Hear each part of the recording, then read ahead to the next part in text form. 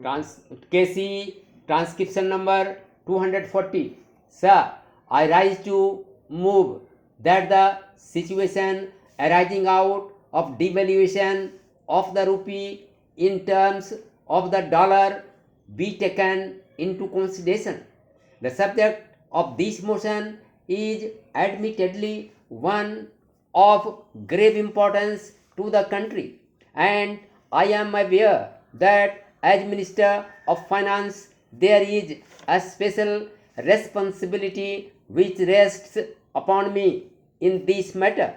I feel, Mr. Speaker, that the best way in which I can discharge this responsibility to the House and to the country is by placing before the House a true, clear, and varnished picture of the situation as I see it.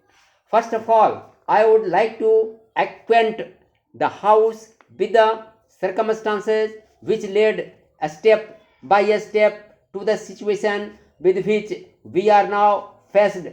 I would like to take the House back to about 4 months ago when, on account of the severe drain upon the dollar resources of the countries included in the sterling area, there began rumors in Europe and particularly in America that it would be impossible for the pound sterling, which stands as the master currency of this area, to maintain any longer its exchange value.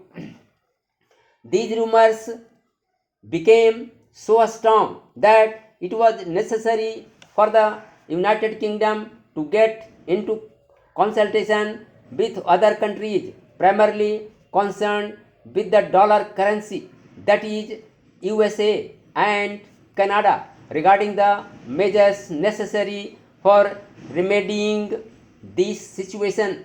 The House is aware that sometime last June I was expected to proceed to London to discuss the question of the sterling balance with the British Chancellor of the Exchequer.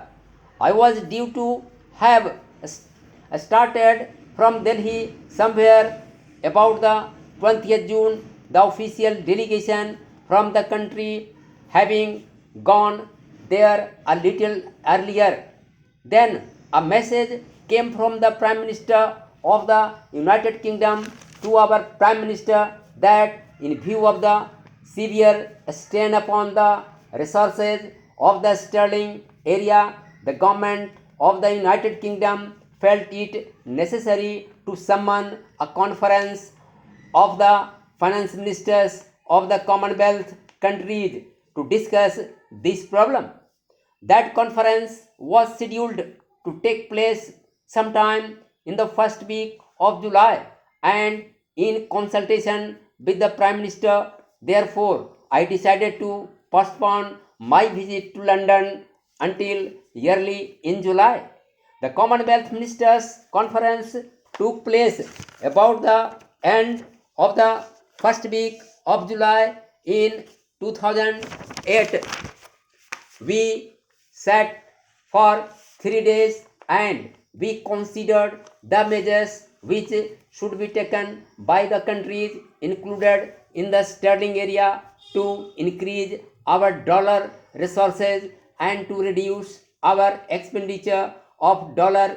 Various resolutions were framed at this conference, and the whole idea of the conference was that the resolutions passed at that conference were to provide the basis on which the British Chancellor of the Exchequer, so to speak, the managing agent of the sterling area, was to hold talks later in the year, sometime in September, with the US Treasury and with the Canadian government.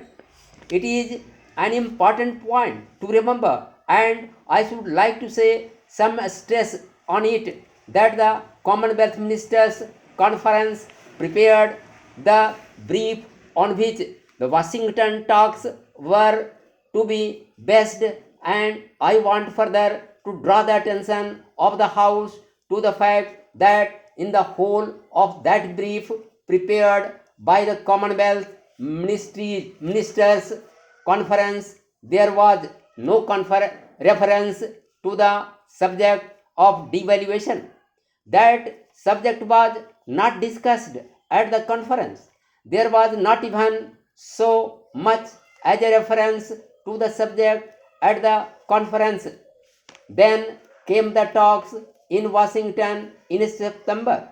The talks at Washington were between the British Chancellor of the Exchequer, the US Secretary of the Treasury, and the Minister of Finance of the Canadian government. The Commonwealth countries were not represented in this conference. The understanding was that the British Chancellor of the Exchequer would argue the case for the sterling countries on the short note prepared by the Commonwealth Ministers Conference. I may say incidentally that in view of the great importance of these talks in relation to our finances and the general economy of our country, the government of India felt it necessary to direct Mr. Chintaman Deshmukh, who is now our representative in matters of external finance in Europe and America, to proceed to Washington sometime before these talks began, so as to be present there in the capacity of an informal observer.